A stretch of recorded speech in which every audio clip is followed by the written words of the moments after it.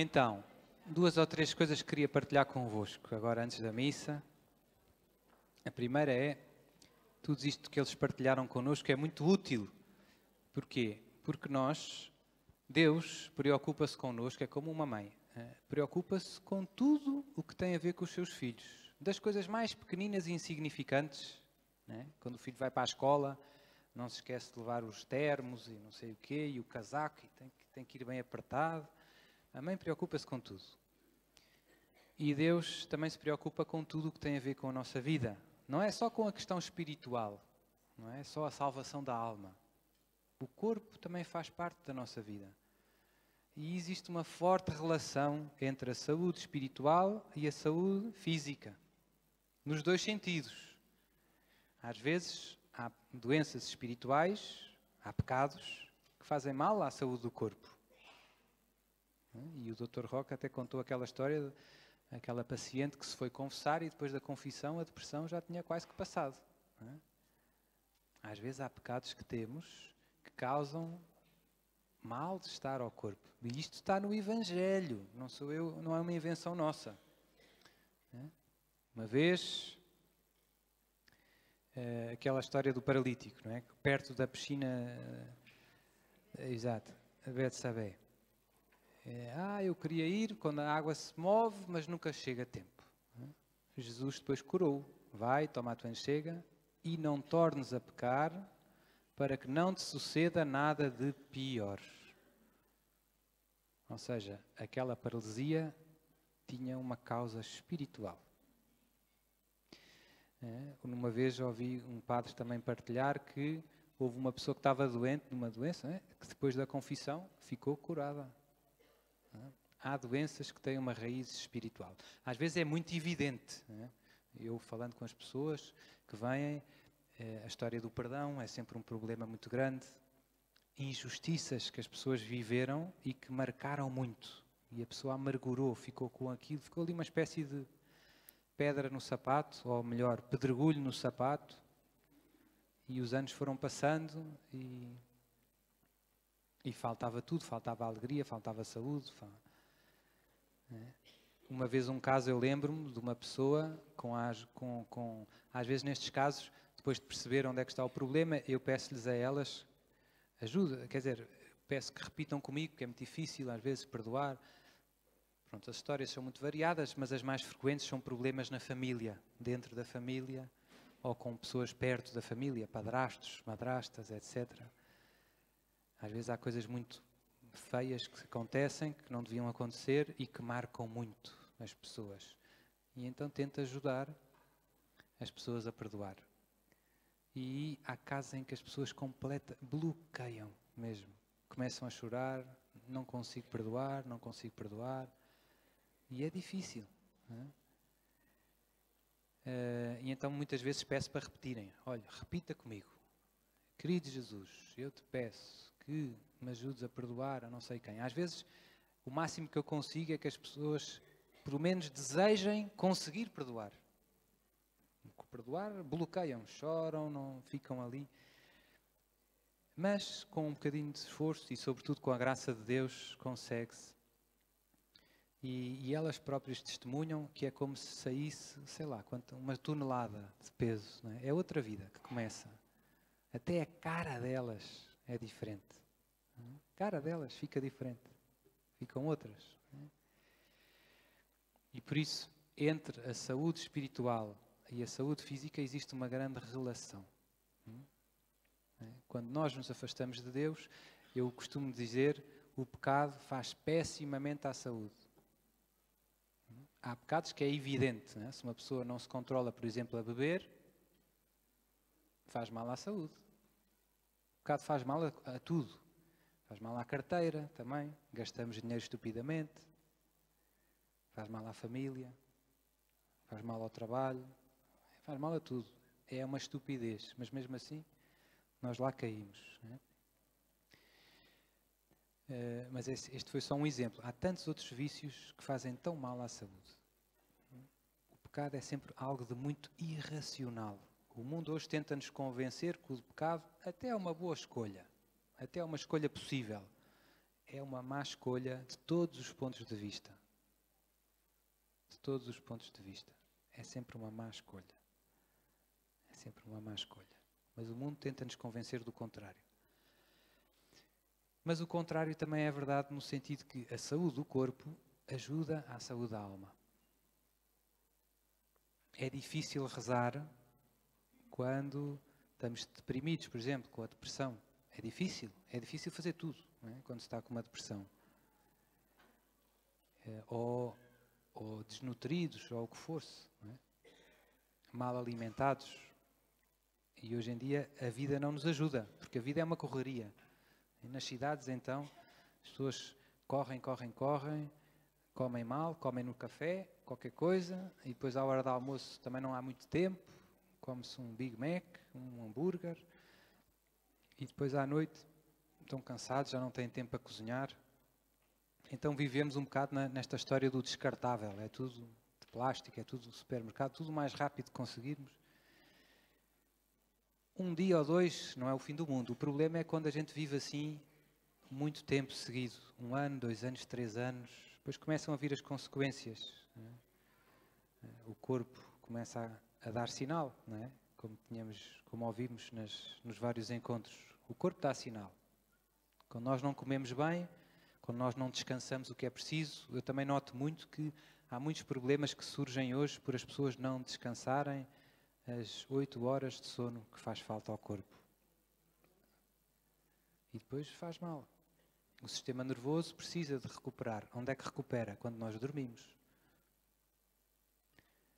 Perguntem aos médicos, não é assim?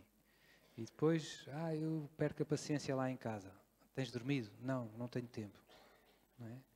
Como é que é possível ter paciência se não descansamos? É difícil. O meu parco lá quando era mais novo, dizia lá na paróquia: um homem cansado é um homem perigoso. É muito sábia esta frase. Por isso, tratar bem do corpo, da saúde do corpo, é algo que agrada muito a Deus. Tratar bem da saúde do corpo é algo que agrada muito a Deus. Porque eu sou também o meu corpo. Eu não sou só a minha alma. E o corpo, como nós já ouvimos, é templo do Espírito Santo. E se o corpo estiver são, estiver saudável, tudo fica mais fácil. Dito numa frase simples, se o corpo estiver saudável, é mais fácil amar a Deus e amar os irmãos. Se eu estiver doente, se tiver dor de cabeça, é mais difícil amar a Deus. E se o nosso objetivo, se a meta de toda a nossa vida é amar a Deus e amar os irmãos, tudo aquilo que me ajuda a amar mais a Deus interessa-me. Nomeadamente, o que eu dizia agora, não é? Cuidar da nossa saúde. Nosso Senhor Padre, não tenho tempo para fazer sopas, nem para ir para fazer ginástica. Mas se reparares, as pessoas que vivem sem parar e sem tratar bem do corpo, o que é que acontece? Daqui a 10 anos ou 20, quer gostem, quer não, vão ter que parar, porque vão ficar doentes e não vão conseguir fazer o que fazem agora. Nós às vezes só paramos quando o médico nos proíbe de ir trabalhar. Quando é preciso fazer quimioterapia, ou hemodiálise, ou... Às vezes só paramos aí, quando já está o sinal vermelho aceso. É pena nós só acordarmos tão tarde. Podíamos acordar antes. Podíamos pensar, vou viver de uma maneira mais saudável para depois não haver imprevistos e aflições desnecessárias. A mesma lógica se aplica à vida espiritual. Nós às vezes só rezamos quando troveja, não é? Só nos lembramos de Santa Bárbara quando há trovoadas. Isto acontece na nossa vida. A gente vai a Fátima acender velinhas quando, que o meu filho está doente. Aí é que a gente se lembra de rezar. É pena vivermos assim. Não é a maneira mais sábia de viver. Deus convida-nos a viver uma vida equilibrada, seja do ponto de vista espiritual, seja do ponto de vista físico. E está ligado, como eu dizia. Sr. Padre, então, e o jejum? Isso do jejum não faz mal à saúde? Nossa Senhora, ouvi dizer que Nossa Senhora pede para fazer jejum. E agora? Desembrulhe-se. Diga lá. eu gosto de falar do jejum às vezes. Já algumas pessoas, se calhar, me ouviram falar. É verdade que os médicos não falam muito sobre o jejum, mas eu já descobri umas coisitas, mesmo do ponto de vista médico, não é? Já partilhei com a doutora e tudo. O jejum, eu posso testemunhar de experiência própria que não faz mal à saúde. Essa ideia de que o jejum faz mal à saúde depende, não é? Como for feito. Não é? Mas eu comecei a jejuar, já lá vão para aí uns 20 anos, por causa das aparições de Nossa Senhora. Nossa Senhora, em várias aparições, pede para as pessoas fazerem jejum 2 dias por semana, noutras pede até 3 dias por semana. E eu e os meus pais lá em casa, houve uma fase em que nos entusiasmámos muito, começámos a fazer, e eu, graças a Deus, tenho feito. Já lá vão 20 anos. Né? Uma pessoa depois habitua-se. Né? E não estou como a cara, ou estou? Né? E agora, há poucos anos, tive que fazer uns exames médicos. Não sou muito de ir ao médico, só vou ao médico quando estou doente, um bocado. Não é um grande exemplo, mas também sou novo ainda. E então, mas há mais ou menos 2008, já lá vão 6 anos, mais ou menos, tive que fazer uns exames médicos assim mais profundos, porque eu quis ir fazer uma corrida de motas. Oh, seu padre, isso é pecado. Depende se a pessoa sabe guiar ou não, não é? Houve uma vez uma história, é verdade. Os teólogos franceses, para se meterem com os teólogos espanhóis, mandaram uma pergunta. Na altura da Idade Média havia as questio, as questões. Havia questões. Será que... não sei que questões teológicas. E então os franceses, para se meterem com os espanhóis, mandaram uma questão a dizer: será que torear, fazer touradas com os touros é pecado ou não? Foi para se meter com os espanhóis. Os espanhóis receberam aquilo em Salamanca, estudaram a questão e responderam: se o toureiro for espanhol, não é pecado.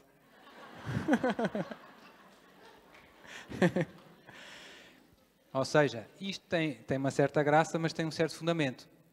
Há pecados que são relativos à pessoa. Seria muito imprudente para uma pessoa que não sabe guiar uma moto, sentar-se numa moto e fazer uma corrida. Não é? Mas para um piloto de motas, não. Senhor Padre, quem é que se acha? Não, mas isto para dizer, pronto, fiz lá. E então tive que fazer vários exames médicos. Tenho uma tia minha que é médica também, aqui em Lisboa. E então, exames a tudo e mais alguma coisa, porque como era uma prova de resistência, uma prova muito dura, mais de 8 horas de corrida, imaginem, uma pessoa acaba exausto, é como uma maratona. Então, os organizadores da prova só deixam os pilotos entrarem que tiverem seguro de saúde, não sei o quê, e que estejam atestado médico e que estejam em boas condições de saúde, porque é uma coisa muito exigente fisicamente. Então, há 6 anos tive que fazer um montão de exames. E fiz exames ao sangue, etc, etc. E então, a minha tia, que ia-me passar o atestado, ela não é nada de facilitar. Nunca... Ela trata-me como outro doente qualquer. Ser sobrinho não dá vantagem nenhuma. Ela manda-me fazer os mesmos exames e quer mesmo fazer as coisas bem feitas. Mas ela ficou muito intrigada com os resultados das minhas análises ao sangue. Começou a perguntar: o que é que você anda a comer? Quantos anos é que já tem? Etc, etc. Eu tenho 17. Já não. E lá lhe contei o que é que come, o que é que não come. Porquê? Porque os resultados das minhas análises ao sangue estavam com valores muito bons, fora do normal. Não é normal uma pessoa ter um colesterol tão baixo, não sei o quê, valores tão bons. Não é? É muito estranho. Ainda por cima, morando em Lamego. É tudo ótimo ali. E então, eu lá lhe contei, mas não lhe expliquei a história do jejum. Mas fiquei a pensar, olha, fiquei a pensar com os meus botões, quem pensa que o jejum faz mal à saúde está muito enganado. Eu fiz os exames e ela diz que então, ficou tão curiosa que começou a fazer perguntas do que é que eu andava a comer. Depois descobri também, com a ajuda aqui de uns amigos meus de Lisboa, que estão em medicina, que, concretamente, em relação ao diabetes, o jejum ajuda a prevenir o diabetes. Porquê? Eu não sou médico, nem me quero meter nestas coisas, mas explico só o que eles me explicaram. Houve alguns estudiosos que perceberam que o nosso corpo, a insulina, nós produzimos insulina para as células poderem absorver o açúcar, certo? Se tivermos sempre a ingerir alimentos com açúcar, o que é que acontece? O corpo está sempre a produzir insulina e temos sempre insulina ao pé das células. E se as células estiverem sempre com insulina à volta, habituam-se e tornam-se cada vez mais insensíveis à insulina. Já não reagem. Há sempre insulina, há sempre açúcar a circular no sangue. Então, estes estudiosos aconselhavam neste estudo, de vez em quando é bom jejuar. E o resultado do estudo, eu não sei se eles são católicos, era que era bom jejuar 2 vezes por semana. Pronto, achei curioso. Mas isto para mostrar como aquilo que o céu diz, às vezes nós achamos, isto é um dos pedidos de Nossa Senhora que nós menos fazemos. A Nossa Senhora pede para rezarmos o terço, o rosário, para nos confessarmos, para ler a Bíblia, para adorar o Santíssimo. Até aí tudo bem. Para jejuar, só padre, não me venha com essa história. Não estamos para aí virados. E aqui é que eu queria chegar. Porquê é que será que a nossa reação é esta? Porquê é que será esta grande aversão ao jejum? Se o jejum é uma coisa boa, se Jesus jejuou, Jesus falou do jejum. Primeiro deu ele exemplo. Jejuou 40 dias no deserto e depois foi tentado e venceu as tentações. Já nos está a ensinar uma coisa, que para vencer as tentações é preciso jejuar. Uma vez os discípulos tentaram libertar uma pessoa com os exorcismos e não conseguiram. Foram ter com Jesus. Jesus libertou. E depois perguntaram: Mestre, porquê é que nós não fomos capazes? E Jesus respondeu: esta raça de demónios só sai com oração e... E um dia vieram ter com Jesus e perguntaram: porquê é que tu e os teus discípulos não jejuam e os discípulos de João Batista jejuam? E Jesus disse: podem os amigos do esposo jejuar enquanto o esposo está com eles? Não. Mas dias virão em que jejuarão. É agora. Não. Portanto, Jesus falou, e no discurso da montanha também, quando deres a esmola, não sei, quando jejuares, não faças cara para mostrares aos homens que jejuam. Portanto, Jesus fala do jejum várias vezes, faz catequese sobre o jejum. E parte do princípio que os seus discípulos vão jejuar. Uma das coisas que os cristãos do Oriente ortodoxos têm contra nós, mais ocidentais, mais romanos, é que nós abandonamos o jejum. Eles aí têm razão. Eles dizem: vocês abandonaram o jejum. Não fazem mais. Eles mantiveram esta tradição. Os primeiros cristãos, isto é uma curiosidade, mas é interessante, os primeiros cristãos jejuavam 2 dias por semana. À quarta-feira e à sexta-feira. Como é que sabe, Sr. Padre? Temos um escrito dos primeiros séculos, ainda da idade dos apóstolos, está disponível na internet, quem quiser pode encontrar, que se chama A Doutrina dos 12 Apóstolos, ou Didaquê. É um escrito muito importante, muito antigo, cerca do ano 95 depois de Cristo.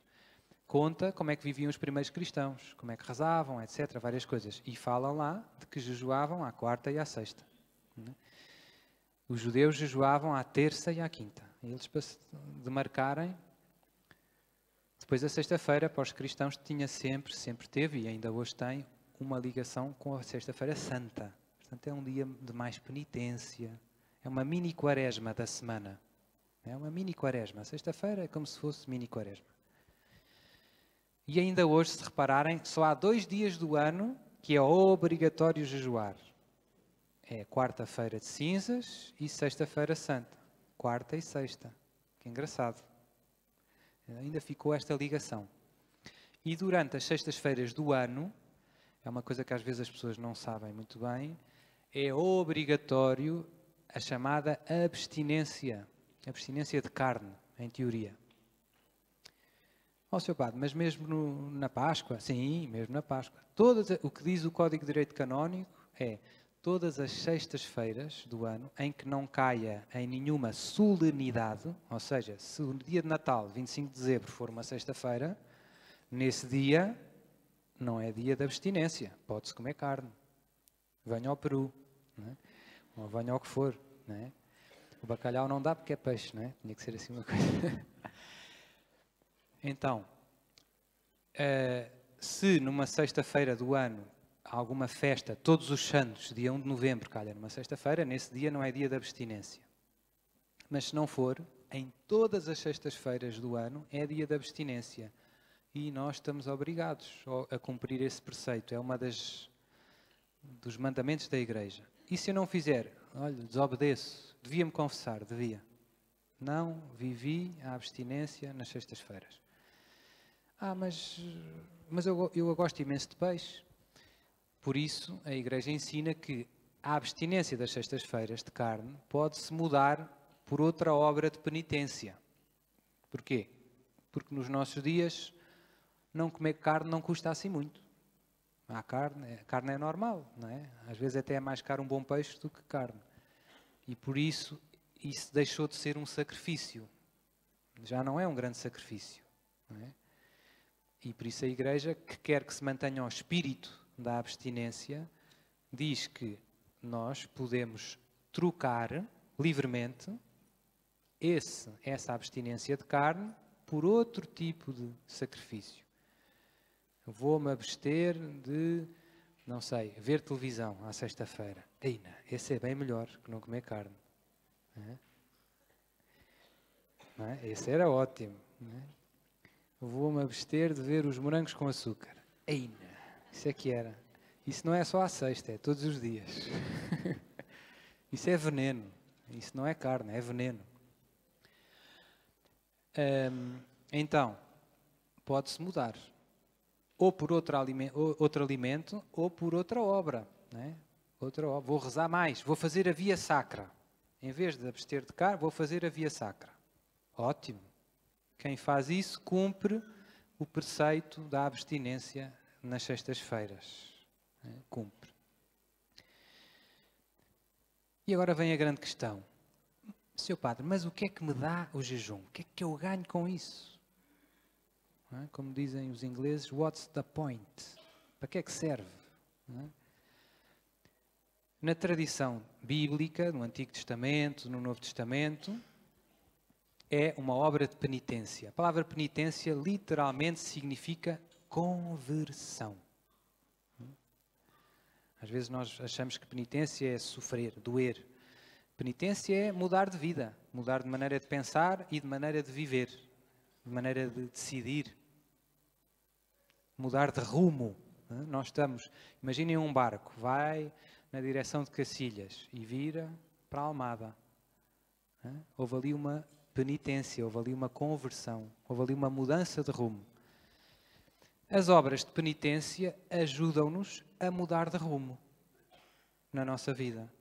As obras de penitência são uma espécie de ginástica espiritual. Ajudam-me a mudar de maneira de viver, de pensar, de amar. E o que é que o jejum tem a ver com isso? Tudo. Já vou explicar. Como é que eu mudo graças ao jejum? Nós temos várias, digamos assim, várias inclinações naturais, vários instintos. Uma das mais fortes no nosso coração é o instinto de conservar a vida. Nós temos fome, sede, né? E queremos defender-nos, queremos abrigo, etc. É natural, não é? E este instinto é forte. É forte porque imaginem que se nós não tínhamos fome, morríamos. Era muito fácil ficar doente. Se nós não tivéssemos fome nem sede, era muito fácil, a gente esquecia-se com as coisas que temos para fazer, Facebook, Twitter, WhatsApp, esquecíamos de beber água. não é? Isto é para os mais novos, mas pronto. Para os mais... Então, estes instintos são naturais e são fortes. Portanto, temos fome, apetece-nos aquilo, e é muito engraçado. Muitas vezes apetece-nos uma coisa que nos está a fazer falta. Apetece-me um doce, porque o cérebro, estou a dizer bem ou não, está a mandar umas ordens a dizer, faz falta açúcar. E agora apetecia-me mesmo um doce. E pronto. A doutora Gisela não está a ver.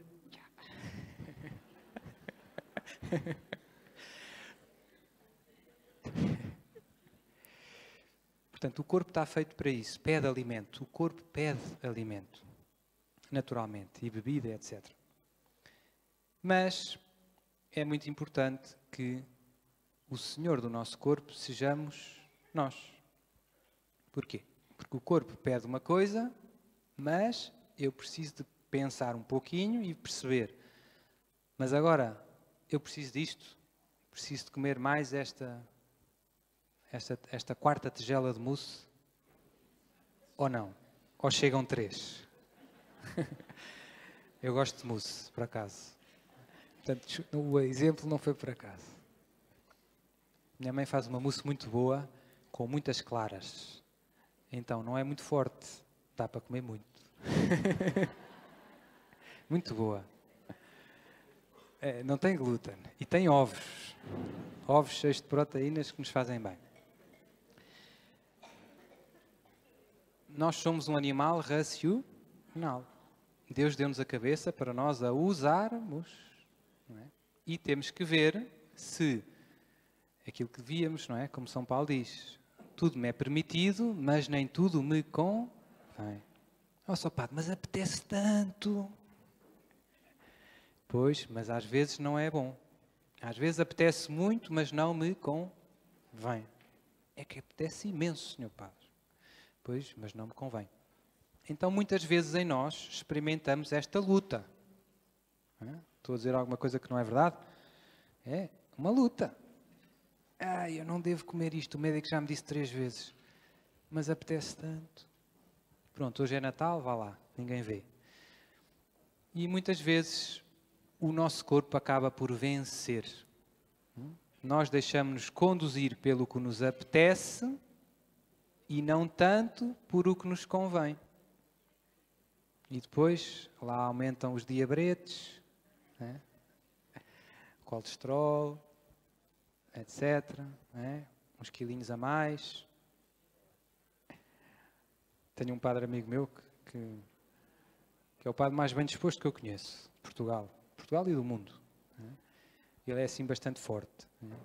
Mas ele é bem disposto. Né? Às vezes, quando eu estou assim mais desanimado, ele manda-me uma mensagem a dizer: olha, é só para saberes que tens um padre de peso a rezar por ti.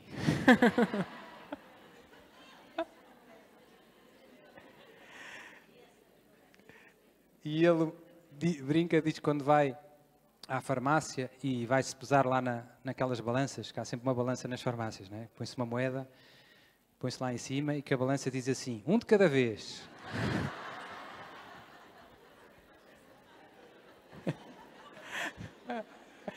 Ele não sei se jejua assim muito.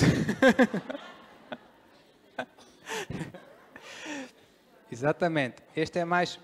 O jejum tem tantas coisas, peso mais normal, sai muito barato jejuar. Não sei se já deram por isso. É baratíssimo. Não dá muito trabalho, sobra mais tempo para rezar, etc, etc.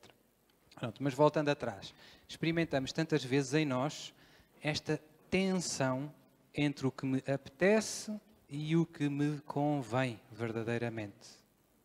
O médico disse para eu comer isto, para beber isto, para fazer aquilo, mas eu apetece-me uma Coca-Colazinha, umas batatas fritas, né? E por aí afora. E pronto, então existe esta luta. E quando nós não... E quando o corpo vence, né? Quando eu me deixo arrastar pelo que apetece, acontece uma coisa à nossa alma. A nossa alma, no fundo, fica escrava, fica escravizada pelos nossos apetites. O corpo é que manda em nós. Não temos domínio sobre nós próprios. Caímos nos vícios, neste concretamente na gula. Não é?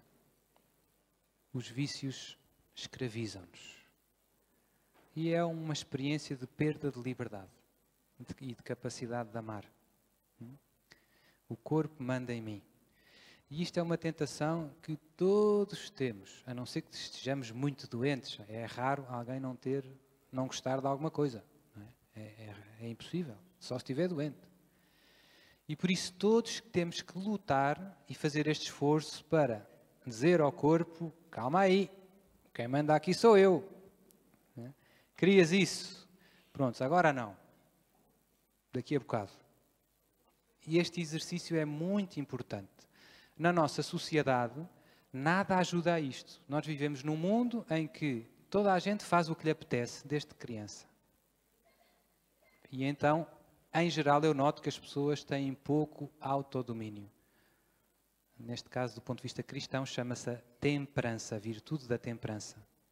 A virtude da temperança é a virtude que nos ajuda a escolher sempre aquilo que me mais convém. O que é uma pessoa temperante? É a pessoa que consegue, em cada circunstância, escolher aquilo que verdadeiramente lhe convém. E o que é uma pessoa gulosa? É uma pessoa que se deixa guiar pelo que o corpo pede. Pede isto, dá aquilo. O corpo é que decide. Então existe esta luta. E de onde é que vem esta luta? Da história do pecado original. Antes do pecado original, o corpo pedia exatamente o que me convinha. Era lindo. Ó seu padre, isso é lindo. Nos novos céus e na nova terra. Vai-nos apetecer a água que nos convém, vai-nos apetecer tudo o que nos convém. Não havia desordem. A desordem, a tensão, é uma consequência do pecado. E agora a tendência natural é o corpo pede mais do que o que é preciso. E isso implica que é preciso dizer ao corpo que não.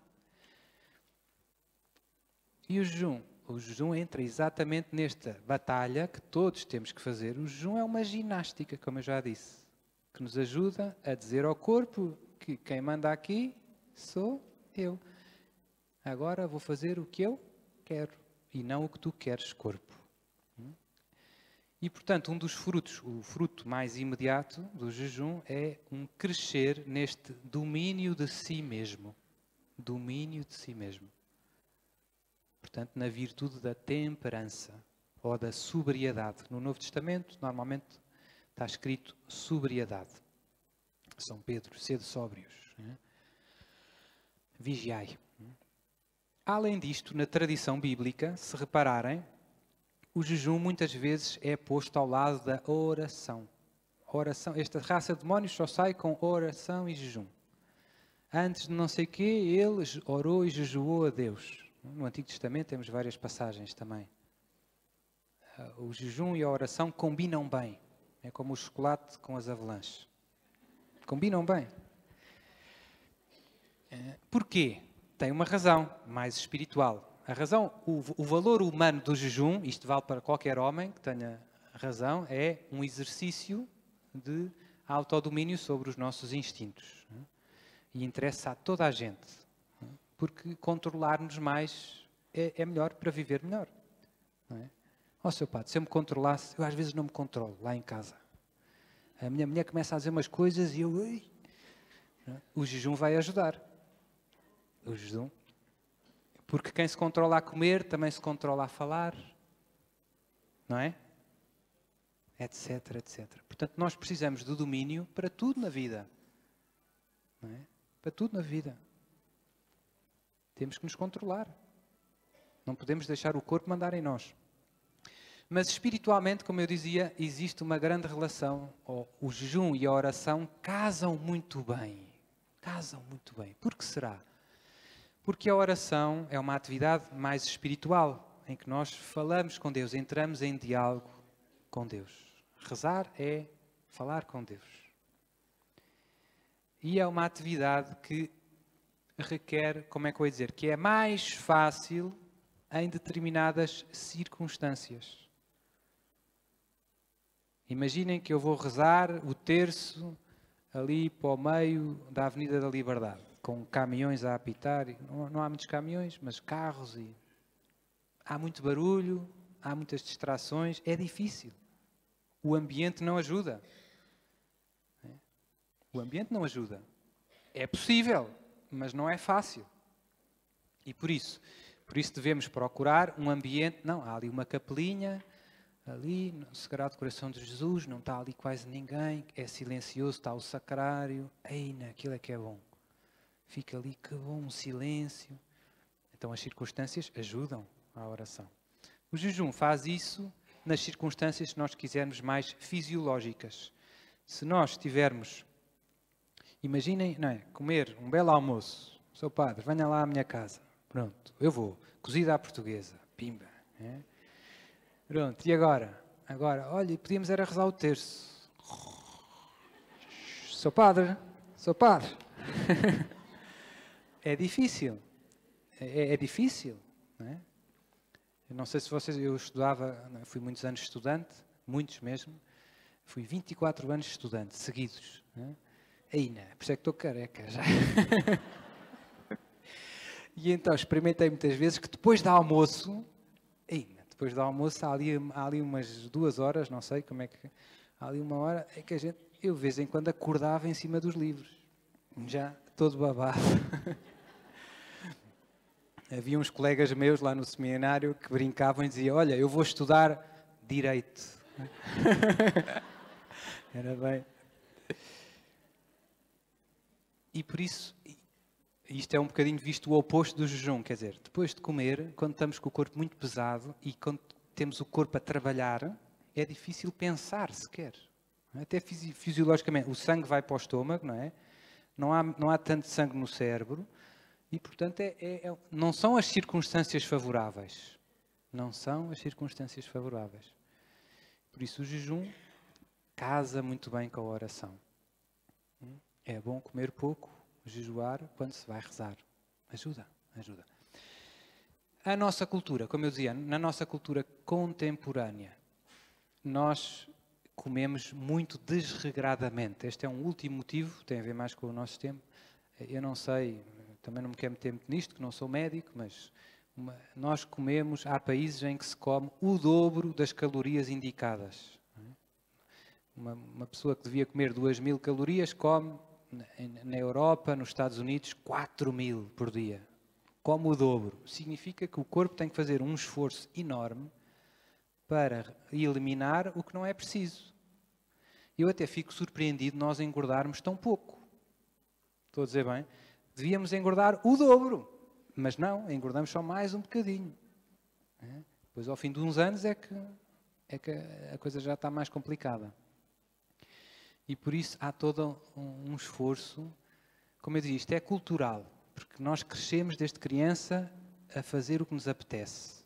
Apetece-me um chocolate, eu como, apetece-me um gelado, eu como, um chupa-chupa, eu como. Quero, os pais dão tudo aos filhos, ou não estão por lá, os filhos...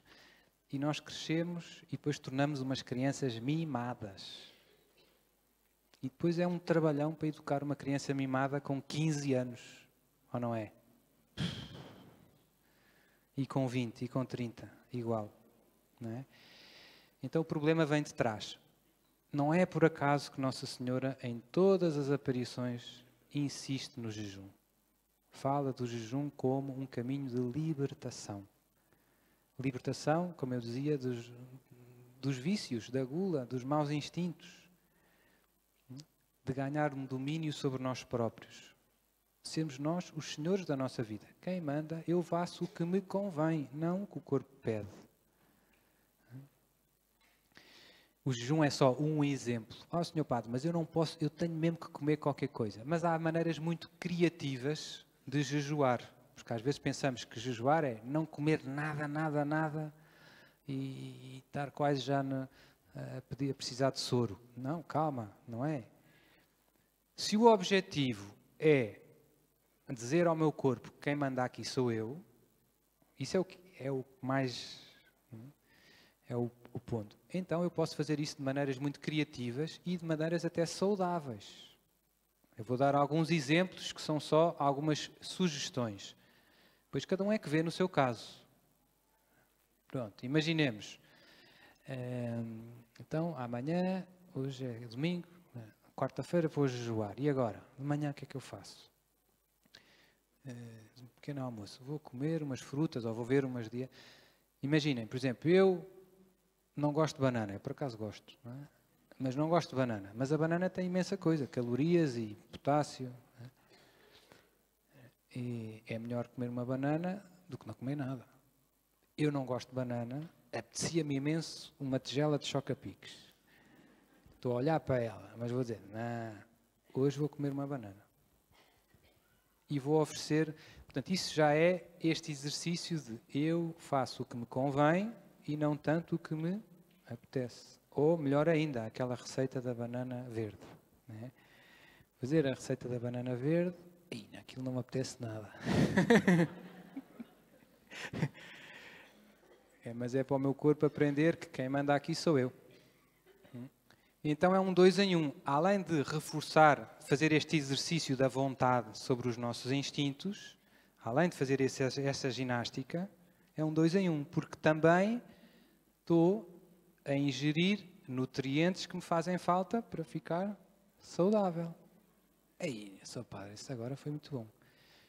Ainda tem um terceiro motivo. Pode ser um 3 em 1. Ah, é? É. Pode ser um 3 em 1. É. Vou oferecer este desagrado, isto não apetece nada, pela conversão do Senhor Padre. Eina. Esse é um terceiro motivo. E ainda tem um valor espiritual. Pensem nos pastorinhos de Fátima, que ofereciam o lanche às ovelhas, faziam sacrifícios pela conversão dos pecadores. Quem é que lhes ensinou isso? Foi Nossa Senhora. Portanto, o jejum tem um valor intrínseco. Ajuda-me a vencer os meus maus instintos, ganhar autodomínio. Depois pode ser vivido de uma maneira criativa. Não como o que me apetece, como o que me convém. Não gosto nada daquilo, mas aquilo faz bem. Toma. E depois ainda posso oferecer com uma finalidade espiritual. 3 em 1. Senhor Padre, estou convencido. Ainda bem. Então, começamos amanhã. E como eu dizia, é uma experiência... Depois habituamos-nos com o tempo, não é sempre fácil, não é? Mas é bom. É bom e quando nos sentimos bem, tudo fica mais fácil. E como eu dizia, e o domínio que ganhamos sobre nós próprios, com o jejum, aplica-se a tanta coisa na nossa vida. À questão da paciência. Porquê é que nos falta a paciência? Porque nos falta autodomínio. Se jejuares, vais conseguir controlar-te melhor. Como eu dizia, está tudo interligado. Como é que estamos? Estamos bem? Então, queria dizer mais uma coisa, agora mudando um pouco de tema. Hoje é um dia especial. Já sabemos, é a festa de Cristo Rei. Pronto, que é uma grande festa na igreja. Mas hoje, há 37 anos, aconteceu uma coisa muito especial. E é um bocado por causa disso que estamos aqui hoje. O padre Jonas Habib, há 37 anos, faz hoje 37 anos, propôs a um grupo de jovens oferecer 1 ano da vida deles para Jesus. E há 37 anos nasceu a Canção Nova.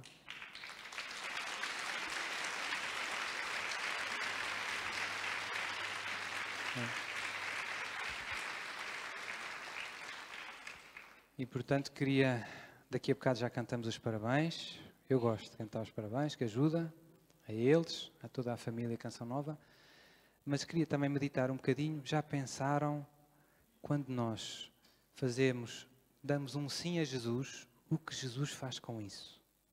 Aqueles jovens, a Fátima que está por aqui, eu acho que ela estava no primeiro encontro. Estava, mas entrou a seguir. Não entrou no primeiro ano, não entrou com a Luzia, mas entrou a seguir. Ela está aí. Portanto, ela viveu tudo isso. E o João Luís, pouco depois, etc. Como o nosso sim a Deus, com a nossa migalhinha, a gente às vezes pensa, mas a minha vida não é nada. Mas com a nossa migalhinha, Deus pode fazer coisas tão grandes. tão grandes. Se nós, estes 37 anos, foram 37 anos de muitas almas que encontraram Jesus graças ao sim deles. Mas muitas é milhões. É muita gente. E isto é verdade também nas nossas vidas. Jesus precisa de cada um de nós e tem um plano bem concreto para cada um de nós. Ninguém está cá a mais. Às vezes há pessoas que têm a sensação de que seu padre, eu não sei o que é que ando cá a fazer. Deus sabe. Deus sabe. E os ambientes em que vivemos e em que trabalhamos, Jesus precisa de mim lá. Às vezes temos a tentação, seu padre, dá-me vontade de largar tudo. Largar a casa, o marido, o trabalho e ir para um convento. Jesus precisa de ti em casa, com a tua família, lá no teu trabalho.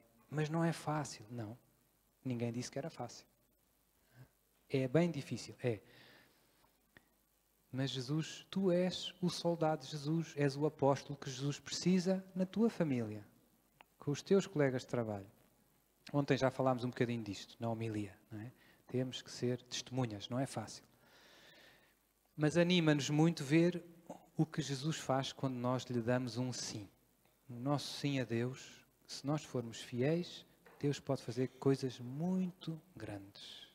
Muito grandes.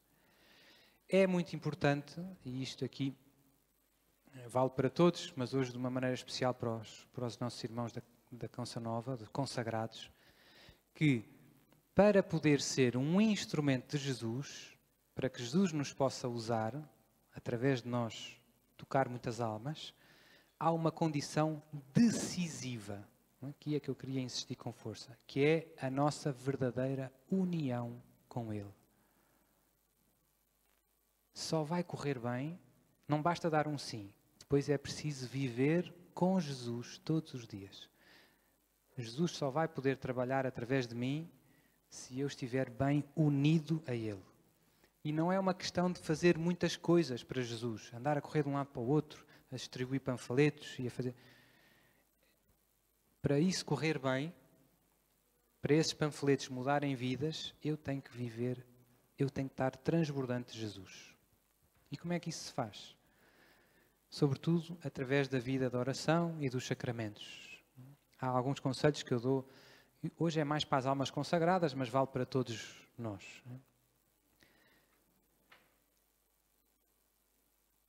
O cura d'Ars, o São Cura d'Ars, São João Maria Vianney, dizia que o demónio não precisa de tentar muito quem vive em pecado. Quem vive em pecado grave já está na autoestrada para o inferno. Esses estão no papo, não é? Quem é que o demónio vai tentar atacar? As almas que querem servir a Deus.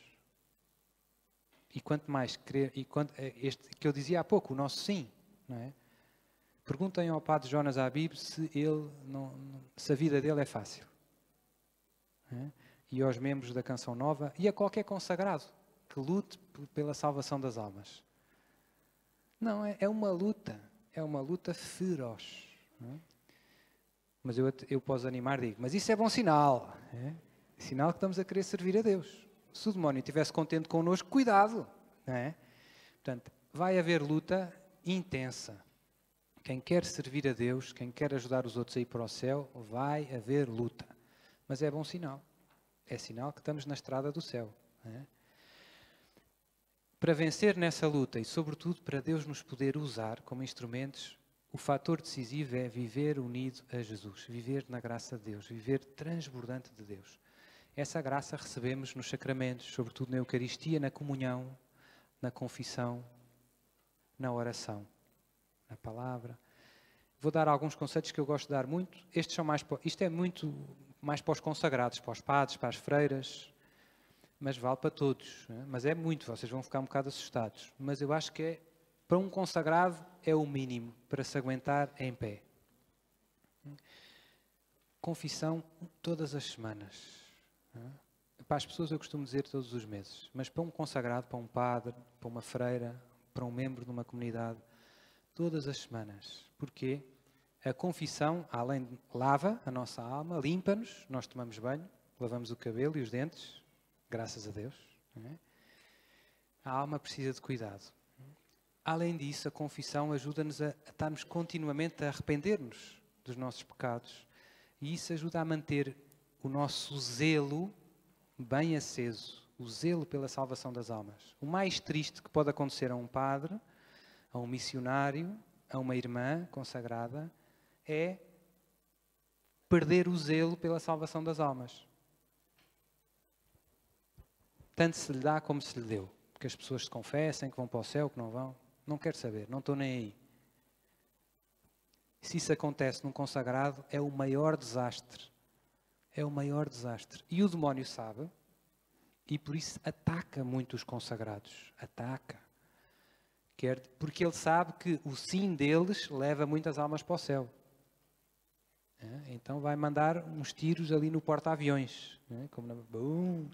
Para ver se manda ao fundo. E como é que são os tiros? Os tiros, normalmente, eu falo da minha experiência, é pôr-nos a fazer 1000 coisas boas. 1000 coisas, correr de um lado para o outro, não sei o quê, vou fazer o quê. E depois, temos pouco cuidado com a nossa saúde espiritual, com a nossa união com Jesus.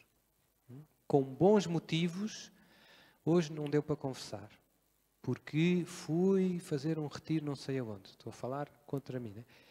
Hoje não rezei todos os terços, porque já não deu, porque fui ajudar uma senhora que precisava de atravessar a estrada. Hoje fui... O demónio arranja 1001 tentações, bem bonitinhas, para alguém que gosta de Deus, não é? E nós cansamos-nos a fazer, e fazemos muita coisa que Deus não quer que nós façamos. Coisas boas, coisas boas. Não é? Estou a dizer retiros, e telefonar, e ajudar, e atender pessoas... Mas falhamos em coisas essenciais. Rezar, confessar, missa. O centro da vida de um cristão é a missa. Mas num consagrado, então, quer dizer, é impensável um consagrado passar um dia sem comungar. É impensável. Infelizmente acontece. Coisas tristes, não é? Vou de férias, não há missa. Não percebeste que sem a missa não consegues viver unido a Jesus. A missa é o nosso oxigênio. É tudo, é Jesus vivo. Portanto, isto é muito importante, na vida de um consagrado. Estas coisas são mesmo o chão. Se falha o chão, cai a casa.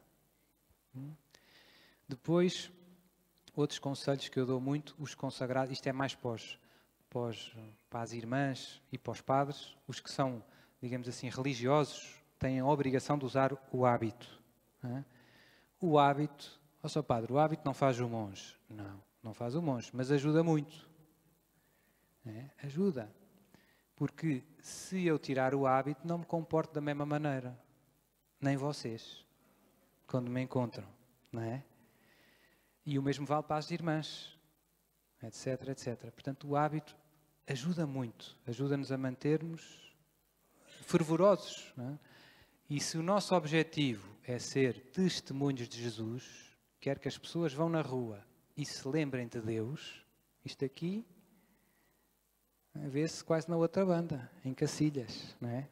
Isso era um padre amigo meu italiano que dizia: sabes porque é que eu gosto de andar de batina? Porque se vê que sou padre de longe.